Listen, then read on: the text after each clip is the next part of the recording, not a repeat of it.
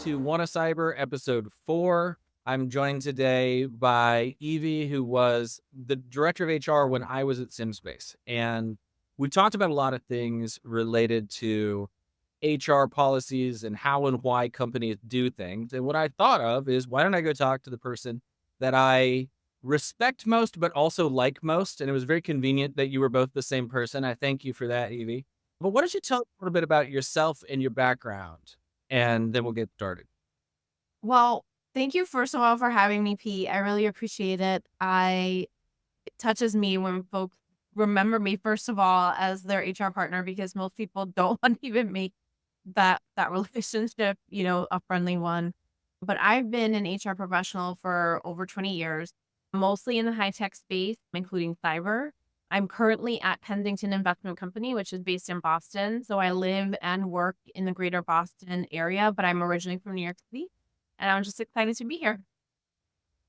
I really appreciate it. And so, with the One of Cyber podcast, my goal here is to just have conversations amongst people I like. The whole point of having your own podcast is you get to talk to whoever you want to. But I have a real passion for, I don't want to say change because that sounds like you just want to change how things are done, but seeking to improve things. And that makes being a CEO maybe an obvious choice for me, maybe not, I don't know. But it seemed that way to me. And so as we've come through, one of the most important things with every job I've ever been involved with has been bringing in talent. It's always people. And, we got to know each other because the company that I was with was acquired and got all of a sudden we took one corporate ethos and culture and then collided it at feed with another corporate environment. So as a consequence of that, I've mentioned before, I find culture to be one of those really loaded terms because I've seen it used to exclude people. I've seen it used to reinforce things that maybe I wouldn't love to see reinforced. So I've settled on kind of ethos as for internal to us, like what is your ethos? Because that tells you why we do things. And then I think your corporate identity kind of derives from that. But we've talked a lot about basically three topics up to this point. The first topic is how can companies make themselves more attractive to job seekers? So talent acquisition. The second topic is how job seekers can make themselves more attractive to employers. And the third one is perhaps the most important and also the funniest. So, of course, I like it. But how do you, as a job seeker, tell the difference between a long term good opportunity of a healthy company, vice an opportunity to get experience, flesh out a resume, a more transactional experience than what I would. This, in my mind, this is the difference between a job and a career. It's almost like a Mhm. contract experience when it's quid pro quo.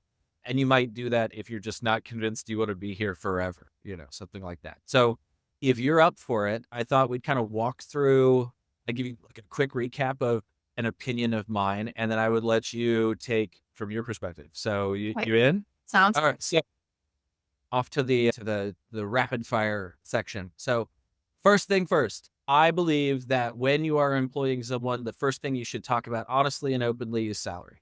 That if a job, I even go so far as to say, if a job posting does not have a salary range listed on it, I will not share it to my network. What do you think about that? I am a huge advocate of pay transparency, and I love that some states are making it not an option anymore. And I believe that because most companies now are casting a wider net and looking for talent anywhere, it's an easy way to say, well, we've got to do it now and just get people used to it. And I feel that it's one of those things that reminds me of when work from home started to become a question. I was at EMC at the time, and company business leaders were just like, how do I know that people are getting the work done? I don't like this. This isn't it for me. And EMC facilities and leadership said, well, we're starting to sell off some properties so we could save money on our real estate expenses. And so we're not going to have space for everybody. So we're going to have to institute, more of an opportunity to work from home. And it kind of forced people to change.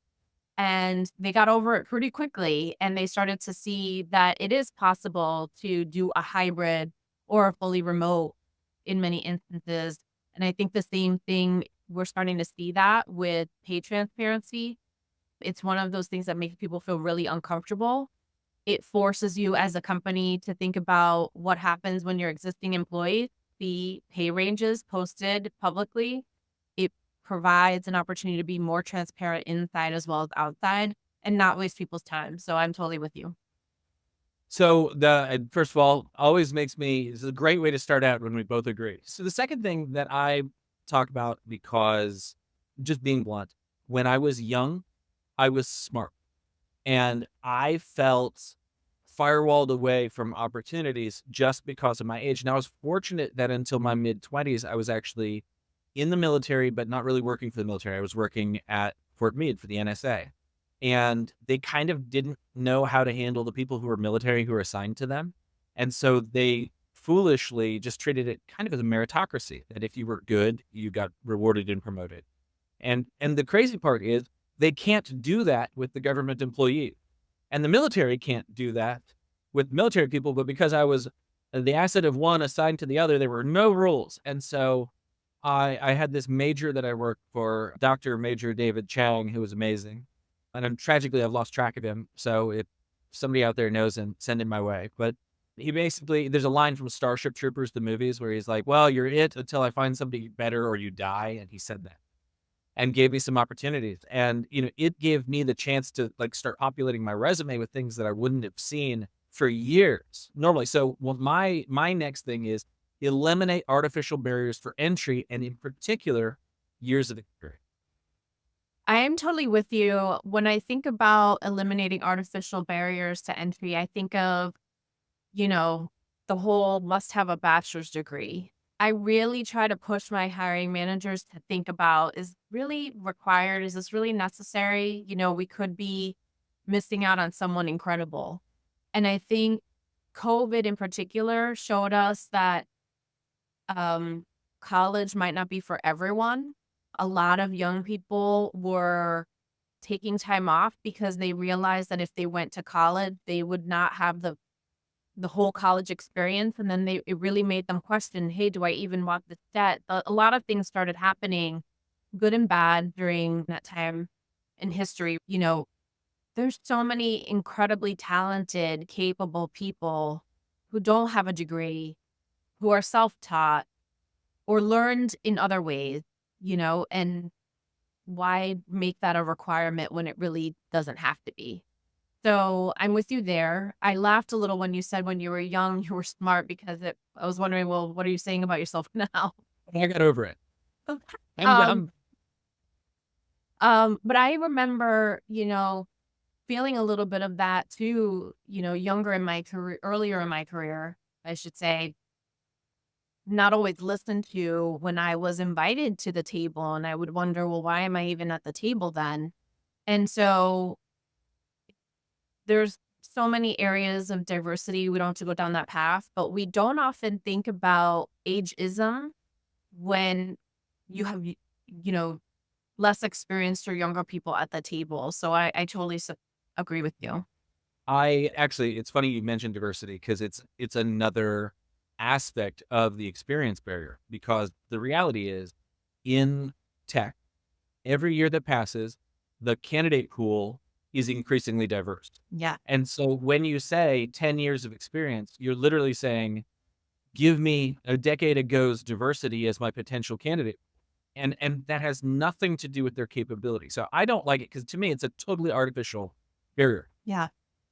Experience in what? Quantify that. And I think in a lot of ways, this is actually, and I believe that there's no malintent on this. No, I I don't totally think agree with you. that Yeah. they're like, let's get a candidate pool the color of my palm by saying we need people with 25 years of experience. I don't think that's what they're doing, No. but I think they're basically shortcutting poor policies, like internal awareness of what the role entails. And so they're like, well, since I don't know who I need to hire, I just want to hire somebody who's been around the block a couple of times. So I'm sure that's just lazy. It's more Yeah. expensive. It's lazy, Yeah. and also, you know, take the few, moments to identify what are those critical result data points that you're looking for. I think about go to market folks all the time. I've supported a lot of go to market teams. And same thing, we gotta have 10 years of experience. Well, what does that mean really? Do you want to see, success at selling at a certain level, a certain, you know, revenue point, that be more specific and pushing people to do that. It's hard. It's really hard. And it's okay to say that that's hard and then pause, take a minute, figure out what that is, and then really be clear on what you're looking for. It's something that I had planned to share with you. We are seeing in HR, and I was just on the other side of this, but we are seeing so many resumes of people who are just throwing a dart at a dartboard.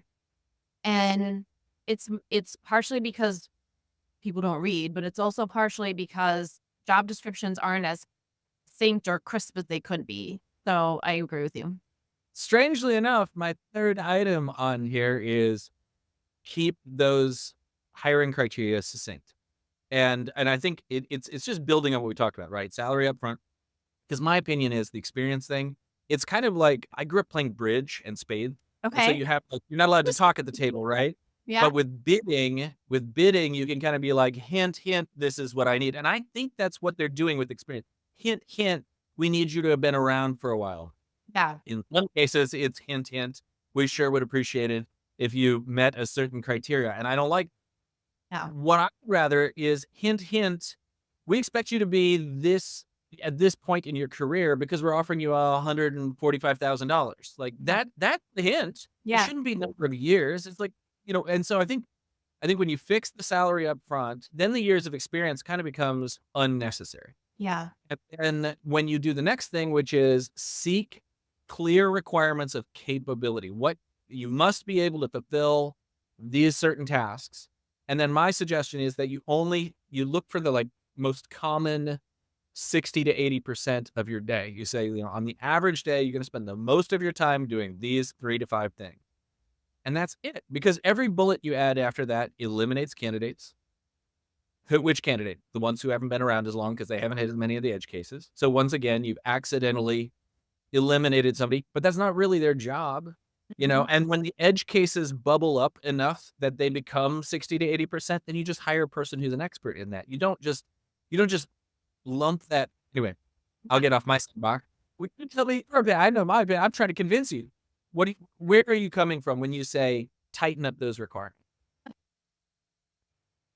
I think about things like college degree. I think about, isn't it exact apples to apples lineup with, what you're doing or who you're selling to? Because someone could have capabilities that are actually incredibly transferable and not even including them in your consideration when you could find, the diamond or the unicorn that you're looking for. So yeah, That's a for me, really, really brilliant point. Yeah, it's not. If I were to sum up my thoughts on this, it's give yourself a reason to hire someone, not reasons not to. yes. Yeah. I think you're exactly right. That or, right? That or operator, like do this or similar experience, then that opens it up to resumes. And like you've said, you've seen resumes. We saw this. We posted 2 positions in 24 hours. We had 400 applicants. I turned off the spigot at that point because I was terrified. Yeah. Fear was definitely the primary motivator. I actually really wish I had. I wish I hadn't needed to, because we did a resume filter. Do they have the appropriate experience? We kind of racked and stacked. We got down after clearing the candidates whose resumes didn't really match the role or didn't have the experience listed on the resume. We got about 10% was left. And then we did a task, which was here is a 45-minute, what we believe an experienced person could accomplish in 45 minutes. And we sent it out to them. We basically gave them a weekend to do it. Yeah. And a lot of people ask me, why a weekend? And I said, because if you can teach yourself how to do it in a weekend, you're a valuable hire, irrespective of whether or not you knew how to do it on Friday. If you knew on 100%. Tuesday, what do I care? And Yeah. in some ways, maybe that's a better candidate. If you Yeah. if you you became an expert in 3 days, you know, those are both skills. Pre-existing knowledge, skills, and ability, great. Autodidact, also great. So that's how we approached it. And I tell you, I couldn't be happier with the people that have joined our team as a consequence. I remember, so I attended Hamilton College, which is a tiny liberal arts school in Northern New York. And one of the things that they said, and they still say to this day, we will teach you how to be a strategic thinker and how to learn effectively. They're not selling necessarily a specific major or anything like that. And now as an HR professional with a hand in recruiting, that's so important. Can they learn quickly? Can they figure things out even if they don't know it? And are they willing to? Are sometimes some more of the critical things that would make someone successful at your organization than if they already come with X, Y, or Z. Because the business is constantly changing. If you're thinking about a startup in particular, you're constantly adjusting priorities. And you need people who are going to be able to say, gosh, I haven't done that before, but I'm all in. I will work with you to figure it out. Give me a couple days. And you're right. If they didn't know it and they're figuring it out, great. If they're asking the right questions, that's another great sign. You've got to stay relevant in tech in particular. And that skill might be more important. And some organizations are also, we've got so much innovation going on all over the world. Some companies are trying to sell something that's really complex. Where would they even learn that in the first place? So you want someone who's going to be able to come in with some of these core capabilities and skills and then be a great learner, because then they'll have the package. And the only way to get that is because they join your organization. So, yeah. That makes a lot of sense to me. I'm going to go off the movie lot a little bit here and say, you mentioned question, people who ask questions in interviews. I love that when I get questions. Do you have a favorite that you've heard from a candidate? I honestly love when candidates get brave and ask questions about financial, when they ask questions about why the position's open, not just the why is the position open, but maybe how long have you been trying to fill it? You know, has there anyone been in the position and it hasn't worked out? Why? Those kinds of things to get at the heart of, something internal that might be going on. Those are candidates that are really savvy. They're thinking, they're trying to figure out if this is going to be a good fit for them. And they're demonstrating that the fit is important, just as important for them as it is for the hiring team and the company. So those are some of my favorites. One of my favorite questions is there anything more that I can tell you about me that we haven't covered? I love that both sides. I would recommend companies ask that kind of question. Hey, we haven't asked you everything we could. What else do we know about you? What else would you like us to know about you? So flipping it. I Um, really like open-ended questions that give a person the opportunity to show who they are. yes. Because I'd rather hire a person than a facade. And speaking about the person, it's really a great opportunity to make this people related experience fully people related. I mean, when we talk about technology and the recruiting process, more and more companies are using AI or using something else to weed people out automatically. So a person is not always even looking at a candidate, and it's taking that people part out of it. And, we're not hiring machines, we're hiring people. So it's really important to maximize that interaction. That I don't want to. I'll get sucked into that because what you're just saying is something very important to me, and we will talk about it a little bit later about how job seekers identify companies that treat you like a person, vice like a interchangeable unit of labor.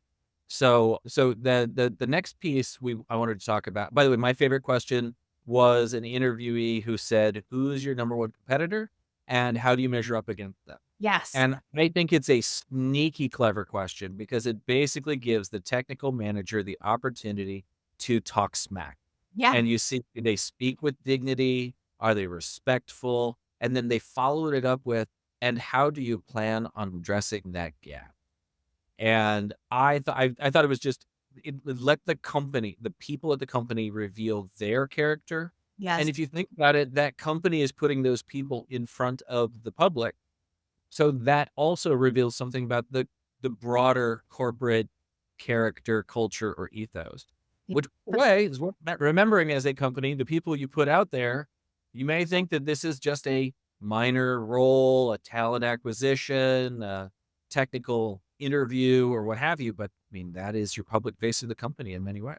Yeah. And we've seen interviews get recorded and shown to the detriment of some of those hiring managers. So let's pivot and talk about job seekers, Oh, how they make themselves more attractive to employers. And the three areas we talked about is like certs and willingness to relocate, and then kind of a like how do they narrow their search? And I guess really like certifications, region, et cetera, those sorts of things matter in that. So let me just hit you with that in general. What advice would you give to a job seeker looking for a career in tech?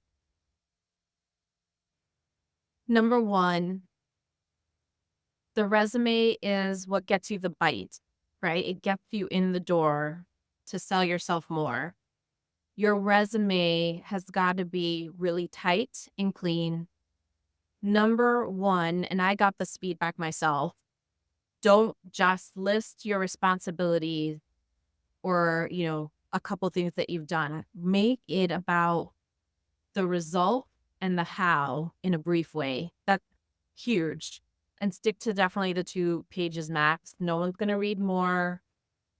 No one, we're in the TikTok era, right? No one's paying attention to anything more than a couple seconds. So you gotta really make those pieces bite so that they want to talk to you.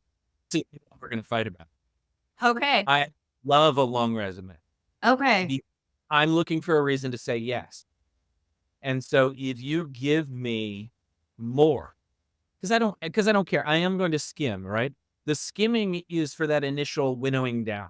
Yeah. Is you have no experience that really what I should say is you have no documented history of performance. Because again, the experience word, it's almost a dirty word. Like you have not documented your capacity to meet, especially if those tight requirements. Grid 5, you don't have those words showing up in your resume somewhere, probably going to say, you either don't take this seriously enough to put those words in, and there weren't that many, or this isn't a good fit. So I actually don't mind a long resume, but I suspect you've done a lot of the screening, and so that's probably where Yeah. your is coming from. I noticed a significant tick when I said a long resume is fine. That's okay. We can agree to disagree on that. And every company is different. I've just seen it so many times where someone within the HR family is doing that initial screen and then handing off to the hiring manager the ones they think that make the cut. And in that situation, if you're leaning on HR to do some of that for you and they don't know that about you, then you're probably not going to get a ton of the long one. So, What I've done personally is a little bit, to be fair, trying to avoid having to look for a job these days, but the way I have approached that is I usually I'll take my full, very long resume, which is pretty robust. It's about 5 or 6 pages now. wow. And I'll summarize it on a single page that they care most about. Like here, and I'll pull directly out of now. The other thing I do is I make sure as I look through, when I look at their requirements, I say, which of my jobs did I do things that are pertinent to them? And so I'll give them kind of a summary page. It's like, when I was here, I did this. When I was there, I did that. When I did there, I did that. And then I put at the bottom, if you want to see my full curriculum vitae, take a look at the following page. I love that. That actually is getting the wheels in my head turning because there's other ways to get people access to additional details. And you could do that, throughout your resume. If you want to know more about this particular one, click here. People are looking at everything online. And most of the time, lots of hiring managers are going straight to LinkedIn and going to the resume after. So there's probably a variety of different ways to make sure that the things that you're really proud of are somewhere accessible. And I think that's the idea of the 2 page resume is, I feel like the people who advise the short resumes are also advising and rewrite it every time you submit it, for the jobs that you really want. Yeah. So I think that's essentially what I'm doing, but I'm also saying like, hey, here's my biblio. Like you could look at my references to go with that. Right. was all I did, give you a better understanding of what it was. Yeah. So, okay, cool. So it sounds like we're having more of a violent agreement on that. But again, I like seeing the full biblia. So here's my favorite thing. My actually last episode was my favorite one we've done thus far, and it was how job seekers can identify the difference between a job and a career. What opportunities are long term and they mesh with your ethos and their ethos? How do you identify that from the outside? Yeah. And I don't know if you heard this phrase from me, but the number one thing that I talk about is a while back when I was working at a company and I went to the restroom and they had single ply toilet paper, which I had just read an article that said they weren't allowed to use at Gitmo because it was considered a war crime. And so I came out yelling that this was a war crime and I was teasing. Uh, But that, like under the Geneva Convention, they shouldn't be treating us this way. But then a friend of mine said, no, they're kind of cheap, aren't they? Yeah. And it's like the scales fell from my eyes. Yeah. And I realized, this is an interesting yardstick. And so I did the math. And do you know what the difference is in a month between, like, if we break it down on a monthly basis, the difference between having single ply toilet paper vice the Charmin Whiz Bang Super Ultra? No. I have no idea. Less than $3. That's just sad. So, and so the funny sentence is, and I'm embarrassed to say this in front of HR, but like this company is literally willing to chap your ass over. Yes. But do you think they're going to have a liberal paternity leave policy if they feel that? Probably not. What's their FMLA policy going to be like? Are they going to be happy if you actually take them up on their allegedly unlimited PTO? So what are some things for you that you would use as those leading indicators of, is this a company that really values their employees? Are the other one that I mentioned is, as becoming a CEO, I all of a sudden learned how much benefits cost. And the one that had me just absolutely apoplectic was it costs me $19 a month, 19 and some change to give $50,000 life insurance coverage Yeah. for my, Yeah. and to go up to 100, how much is it to go up to 100,000 extra? Do you know? It's not much. It's less than $2. It's $1.90. And what was interesting is almost literally all of the companies that treated me best, I had 100. The companies that did not treat me as well, and it was just such a shock. And it was $1.97. Yeah. Yeah. Like for days, I was like wandering around the house muttering to myself, I can't believe that was $1. Well, number one, yeah, single ply. Oh, God bless the people who are comfortable using that because that's just awful. And same thing with, some of these low hanging fruit ways to demonstrate appreciation for your employees. I will say, covering, long-term disability, short-term disability, life insurance, and AD&D. That's accidental death and dismemberment, right? Yeah, so it's so morbid. That's why I didn't. No, I But you're right. Yes. that same boss who gave me a chance, Yeah. he had a policy that he said that he would say the acronyms are visionary. That you might have a person who is in a meeting and had a really important idea, but Mhm. they didn't know the topic of discussion because somebody used some obscure acronym. Yes. And therefore a great idea got left basically on the table because nobody Knew knew what that meant. Well, my apologies to the listeners. I was trying what to I avoid meant. saying something so morbid, but yeah, it's accidental death and dismemberment.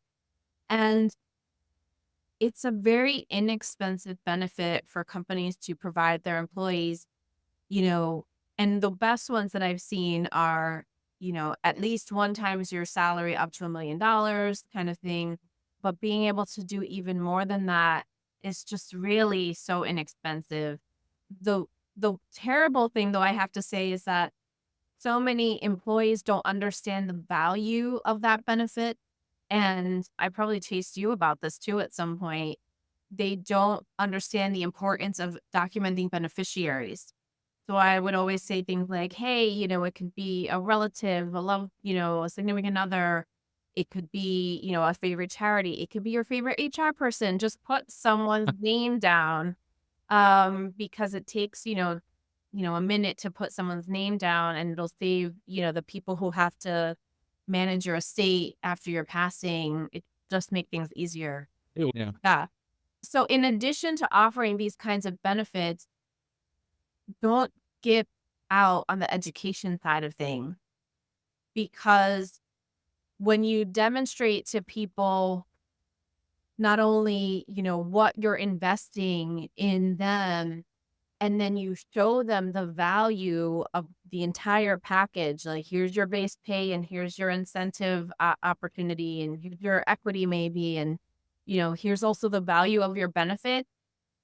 For some people, it's a massive awakening because, as you know now as a CEO, benefits and payroll, your top two expense line items, you could spend a fortune on just those two things. And if you're doing a great cost share on your medical plans, for instance, because that's the big one, that's the one that costs people the most money, it could be $10,000 a year in value that you're giving them at no cost. Let me So, go all script again on this one. So okay. here's a fascinating one for you. I have a couple of friends who are child free, Yeah. and I'm not. Okay. So even when I was child free, it wasn't by choice. I just we hadn't got lucky enough yet Yeah. at that point. So one of my friends raised that, and it was one of those, we were traveling, we'd worked entirely too many hours, and we're sitting at an entirely too late dinner while we were chit chatting. And one of the things she raised is she said, at times as a child free person, whether by choice or by, by circumstance, I feel like I get the fewest number of benefits from my company. How so? And she said, well, no paternity leave for me. And I was like, well, there is. You just, she's like, yeah, you're right. But who picks up the slack for people who are having kids? No, that's fair. She said, and the benefit that you give is the cost share of the health insurance. And mine isn't any less, even though that, my cost of the company is lower. Okay. Another fair point. All right. So when it came to doing cost share internally, one of my goals, and I actually wasn't allowed to do this, because we're a young company, and as you know, we get more benefits as time go on. But my intention was to actually go to 100% cost share for Yeah. the employee, and then do 50% for their families. And the purpose was certainly not to punish people with families. It was to make sure that all of my employees recognize that they are valuable to me, and that whether, that I don't want to have that kind of unequal or anything like that. So that, each employee, like, you're here, I want you here, I'm really happy you're here, and I prove that because I would like to help you take care of you. Yeah. But I was surprised that that was not more common. I felt like it was a discussion I'd never heard in No. a spaces. I'd not heard it on the talk circuit or anything like that. But I really felt like, and when she brought it Create up, I was like, "Well, that's brilliant. What an interesting thought." But have you had discussions like? Have you heard? It's super creative. I have seen similar arrangements. There's a lot more flexibility than I think people go into it. And if you've got a solid benefit broker who's really experienced, they see everything, right? They see what all kinds of clients are doing. They're seeing trends. They have access to information before before we do, right? And a good partner that understands that one of the things that's important to you as a business leader is to demonstrate to your employees, and you're not just like doing it for the sake of, what are the things that I need to just offer people, give me basic. They can help you with that. And I know a few benefit brokers who are like that. I actually go to an annual conference in Boston, and they invite lots of people who are sharing things that are trending. It's part of my annual process to say, okay, it's time to figure out what we're doing next year. Let me understand what my current business's utilization is, what's trending in the market, and say, hey, benefit broker, what are you seeing from other clients that, are similar to me in either location or the industry they're in or whatever it is. Tell me what I don't know. Teach me. And that's how you see these things too. You've come up with something really creative, and I think that's amazing. One of the other pieces is, what happens if someone doesn't need the benefits or the benefits that you're offering, even though you've got this kind of great setup going on? you know, their their spouse or their significant others got an amazing package as well, and they don't want to make the change. Hey, you don't take ours, here's a stipend. Here's, you're saving us some money, so I'm gonna give you some back. And it doesn't have to be a lot at all. That We did make something similar available to our team because we have a number of people who are military spouses. Yeah. And so again, they already have health insurance. Yep. And I think you actually mentioned remote work earlier, and we haven't really talked about that. But That's remote okay. work as a benefit is a significant, Huge. I would say, back to this idea of leading indicators for companies that get it. Mhm. So what have we talked about? We talked about life insurance, various benefits, having multiply toilet paper. We've talked about, but remote work as a benefit. Mhm. It means Rachel, who co-hosted with me the last couple episodes, she shared that it made it possible for her as a military spouse to have good employment as her husband gets yanked hither and yon at the whims of the Department of Defense. Yeah. She can go with him, she can be a partner to him and still kind of maintain her career, not kind of 100% maintain and grow her career. And without remote work, that would be incredibly difficult for her. Yeah. And there's a I think there's so many components. There's a diversity component there. There's a benefits component. There's an ethos component. Like I think there are just many significant portions to remote work that goes beyond the also significant consideration of, well, we have a bunch of commercial real estate. We should probably use it. Or can we avoid having the cost of rental spaces, et cetera? Like all of those aspects matter when it comes to a corporation. Yeah. I would say, this one's a tricky one for me because I personally love the hybrid environment. I love being able to make FaceTime with people on site. You get a different feel of the ethos. There's For me, it's very enjoyable. For some people, and this is not throwing shade at all, some people just wanna be completely remote all the time, and they don't wanna go in for the sake of going in, and I totally respect that. Or they're willing to go in for, like, big company events, or something.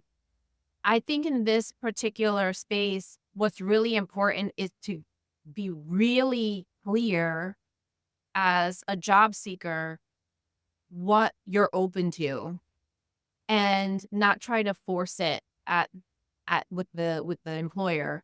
At the same time, I think employers need to be incredibly transparent about their expectations and where they're willing to give and where they're not willing to give, because if it's not if it's not exactly what you're looking for in terms of fully remote or hybrid or fully in person, whatever you know the the mixture is, you're not going to be happy and you're going to regret it pretty early on. So, I think job employers are getting better about being clearer about that, especially post COVID. You're seeing some being really, tough about it. But this for me as someone, now I'm putting on my, I'm balancing the employer and the employee hat here. I think it's really about transparency from a company perspective and then being honest with yourself as a job seeker. When employers can offer fully remote or hybrid, I think it's amazing, and I think they should celebrate that, and they should talk about it. I know Kensington, we also offer a commuter benefit. So if you're asking people to come in and you're willing to reimburse a component of the expense, that's huge. That's huge. That's again part of the total reward package, the total thing. And they should sell that more because the cost of gas has gone up. We all know that. Traffic is high everywhere. And it any way that you can make it easier, then it shows that you care. I think that makes a great deal of sense. And I feel like there's a common theme here. It's being forthright, it's being transparent, it's having a policy and being able to communicate it effectively, because I think it's easy to forget that when there isn't a policy, someone will input their opinion. Yeah. Um, Well, no one and told me not to, so right. So that actually leads into the next question I had for you. HR is a weird position. Because on the one hand, your job is to protect the company, right? Reduce risk to the company as it relates to human resources and some of those self same opinions and the user behaviors that you might get. And then the flip side is it's people focused. And so at times in the course of my career, I have felt that what was best for the person and the best for the company has been at odds. And so how do you, as my favorite HR person, how do you balance those two? Like what happens when the one comes up against the other? Yeah. Oh, I'll go back to the red thread that you commented is about, transparency and openness. I advocate for the two coming together and having an honest, albeit maybe difficult conversation, right? Because it's not just a company's decision or just the employee's decision. It's, hey, we're at odds on this thing, whatever it is. And I want to make it work. Do you want to make it work? Can we make it work? How can we do that? It's that kind of conversation. And a lot of times people shy away from that, whether it's a manager because it's a hard one and they don't know how to go about it. It's an employee because they don't want to burn a bridge or they're going to fall into that whole quiet quitting thing. But, you can go into that conversation saying, let's talk about it. We don't know, if we're going to all come out of this happy at the end, but it doesn't mean that we can't at least have the conversation and then have a follow-up conversation. So that's how I feel and that's how I advocate it because it's gray and that's hard for a lot of people. It's hard for me personally. I would honestly prefer black and white whenever possible, but that's not the reality of life. It's kind of like how I talk to my kids about making tough decisions. Sometimes there's no happy outcome. Just which one are you more happy to live with? yeah, sometimes least worst is Yeah. best you can do.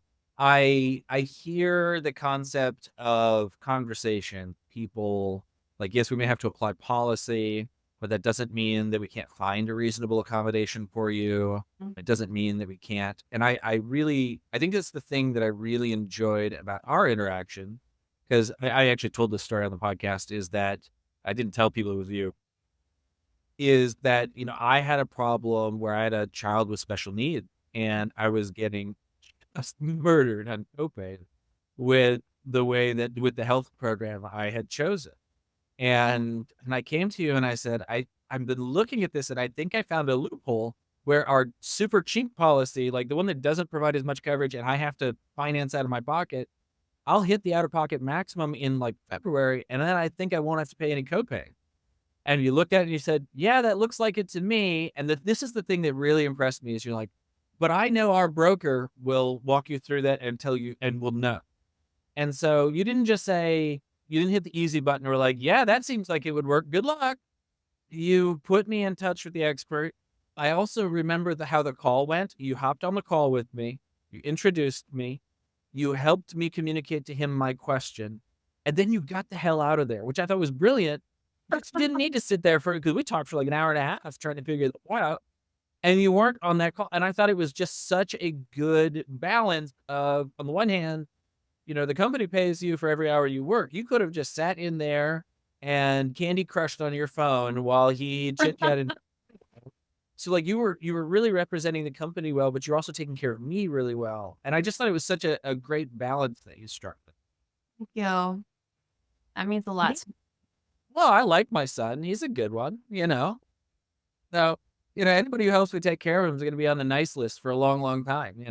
Well, I Well, also, I will tell you, it could come across too as like, I don't need to waste my time anymore. See ya, you guys got this. It's more of I don't want Pete to feel like I'm listening in and he's got to ask some tough questions. He's already divulging to someone else he doesn't know.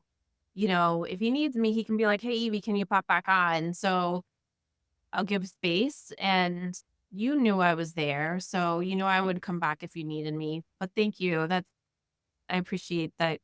The kind word. Thank you. it's a tough balance to strike because there's a lot of moving parts. So it sounds like your answer is do what you need to, like, but the people, like, not every policy is carved in granite, but there's room for people and an opportunity to find, like I said, reasonable accommodation, things like that. It's I think it's really, another way to demonstrate that you care, right? You need, I know there are a few innovative companies out there that don't have policies and they're like, everyone's an adult, we'll figure it out. I'm a little old school. I like having a set of guidelines. With Pirates of the Caribbean movie was that, I don't and know.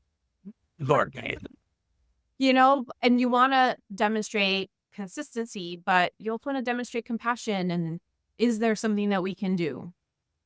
and I think that's where ethos shows up in policy, right? In practice is maybe a better way to say that. Is like, if your corporate ethos is compassion, involves humility, involves ethics, then when it comes to interacting with a person, those things show through. Which is interesting because that actually loops back onto the how do you figure out if this is a job, a stepping stone in your career, or if this is the place where you're going to make your career. Yeah. I think those sorts of things kind of reveal that to you. Okay, so last question, probably, unless I change my mind like I already have twice so far, is what, if you were ruler for a day and in charge of, if you were basically allowed to craft any policy, anything that you could to make that what I'm calling like a two-ply change, like what can you change that has a big impact? And I'm going to ask you actually like on a small, medium, and high. And what I mean is like small cost, like what are the highest impact things you would do for a low cost, for medium cost, and then what would be like the platinum solution? Gosh, you're giving me a lot of power. Um, Have faith, you won't go mad with power. um, I believe, and I've tried this in a couple places. I've seen it successfully done in a couple places, but I haven't seen it everywhere. And it's the opportunity for employees to publicly recognize and reward one another. Mm. So it's kind of like customer service having, a little on giving a customer money back for a poor experience up to a certain amount, right? Mhm. It's kind of like that, a bucket of money, and this is small dollars to say, oh my gosh, Pete, you really got me out of a jam, with this project, and you jumped on a call at 4 a.m. You know, please, like, everyone, Pete's amazing. This is what he did for me. And I'm, you know, saying, let's give him, $150 gift certificate to whatever, or $150 bonus. Say thank you, for that. That, if I was, ruler for a day and I could turn that on everywhere I went, that's one that I would do. I love that. By the way, we talked earlier about questions asked. This was the most intense question I've ever heard asked in an interview, but it was amazing. He was interviewing for a director level position, Mhm. talking to the VP who would be reported to, and he said, "How many dollars can I spend without you questioning it?" Love it. And then the follow-on question was, "And how many dollars can you spend without having anyone breathing down your neck about it?" And I thought it was such a Right. brilliant way of asking about the amount of trust that was extended to these senior roles. I thought it was a brilliant. So I realized Huge. I connected there, but you're right, because it's the same concept, right? Yeah. You're essentially delegating trust down to the manager level, saying, "Listen, you're a manager. You're Even lower, actually. well, yeah, yeah. I'm sorry. Somebody has to bottom line it, though. In Yeah. my situation, maybe you put that as low as possible, Yeah. because then people are saying, "Oh yeah, that was great. It sure would be nice if he could, have a new PlayStation game, or something like that." Right? Yeah. And you're absolutely right, because those things really matter. There was a study on this. I majored in industrial organizational psychology, so you can see the natural Really? progression for me. There's a study on this. I think it was with Ford Motor Company, and what they determined, what they took a poll of assembly line workers about what improvement they wanted. They said it's too dark, increase the lights. Have you heard of this one? No, I haven't. So they made the lights brighter in the factory, and Wait, productivity went up by how important this? 10%. Yes. And Keep then they going. pulled and they did it again, And then they polled and they did it again. And each time the lights got brighter and productivity got up. And then they finally polled and they said, it's actually too bright. They dimmed the lights and productivity went up again. And what they learned was small, incremental, we're listening, action, tangible action carried nearly as much benefit as huge bonuses. And I think that's the really fascinating thing. So if we were looking at this from a pragmatic perspective, you're talking about small sums of money that can have a large impact on employee retention and happiness, acknowledgement, et cetera. But there's also like there's solid research behind this as well. Yeah. All right, so that was the easy one, and I love that idea. What's number two? What's kind of like a mid-range policy for you? Oh gosh.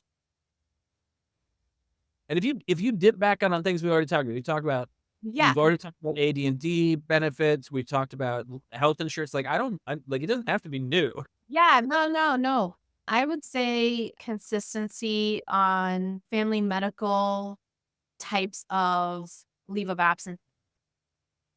I I feel, yeah. Go I ahead. broke my leg 2 years ago, Ooh. and yeah, don't recommend it. It was everybody was super nice. The hospital 5 out of 5 stars. The experience still mediocre, but the things that were changeable were pretty great actually. But the way I was treated over that made a huge difference for me. Like, I Yeah. was treated really well as I went through not being very useful for a while. Yeah. So, No, no. And this might probably be more like medium high because it can be expensive. So there's probably a few different, variances on this idea. Either, driving consistency across the leave of absence time or pay. I love it when a company can try to gross up someone's salary if they're out and they're collecting on PFML or STD. You can't obviously do both, but you can, there's a gap, right? It's either, 2/3 or something like that. Can we gross them up, for a certain period of time to help make this, experience in their life a little bit more manageable? Can we keep their benefits running even if we're not beholden to FMLA and they're still, they still need benefits and they don't have to go on Cobra? Or can we pay for the Cobra expense, in some way? There's a few different ways to do that. And I've seen it in a couple of places. I've been able to institute that in a couple of places. But if that, you know, it says so much because most people, right? I like to believe that most people are good intended and they're not trying to just abuse the system. You do have, people who do abuse the system, but a lot of times people take time off and they feel bad about it and they don't want to, but they need to take care of themselves. So, what are the things that we can do to make that easier and it shows them that we care? I think you actually just answered both medium and high in the same sentence, because the medium one to me is what you just said. This is part of their total compensation package. These benefit vacation time, sick leave, paternity leave, all those sorts of things. They are all part of your total compensation. And so I think there's actually a policy level and an ethos level where we say, we're tracking your vacation, not to see how much of it you took, but to make sure you're You're taking it taking it.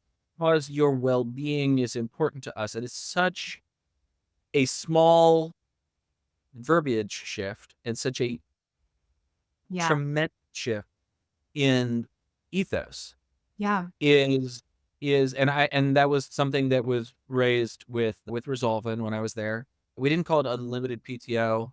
We called it permissive PTO.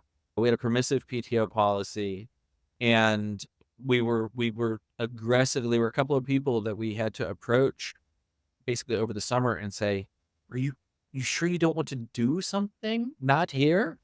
And it was actually really positive because they're like, oh yeah, we've heard you talking about this. You want to go overseas. Like, can we help you plan that? Like, yeah. And that's the relationship and people part. And then the other side of it is, like you said, is the money. Is, can we plus up? So I'm going to interpret that as both a medium and a high. I Is love that. you You're letting me get off the hook easy. I Well, say I remember at SimSpace, we had a limited PTO, and people would say to me, "But is it really? I don't feel like I can take it. I'm not 100% sure." And we're like, "No, you absolutely should be taking it. Like, we mean this. You know, we will track it and see if there's anyone abusing, anyone doing exorbitant trips, but normally you would find out about that way before you look at the data." Ye And even if somebody was taking extensive time off, by the way, I think that the solution for that has to do with pushing trust down. The Yes. sort of person who's malingering, with whether it be sick leave or whatever, their immediate supervisor knows that, and if we trust that supervisor will have the ability to handle that situation. They'll be coming to us and saying, 100%. "This isn't a good fit," and then we have to trust that person and say, okay, okay, is this something we, and then you have a policy for rehabilitation, PIP, what have you. Yeah. But if a person, and we're a small company, and I always have this talk with well, new hires, but I guess, there are 9 of us, everybody's a new hire.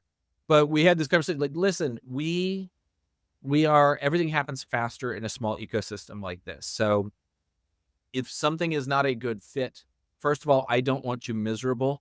And so we're going to figure out a way to try and fix that. And if we can't find a way to fix that, we will move on. We'll part ways. And that's not out of callousness or cruelty or what have you. It's that, we all, there's just only so much you can do when there are 8 of you.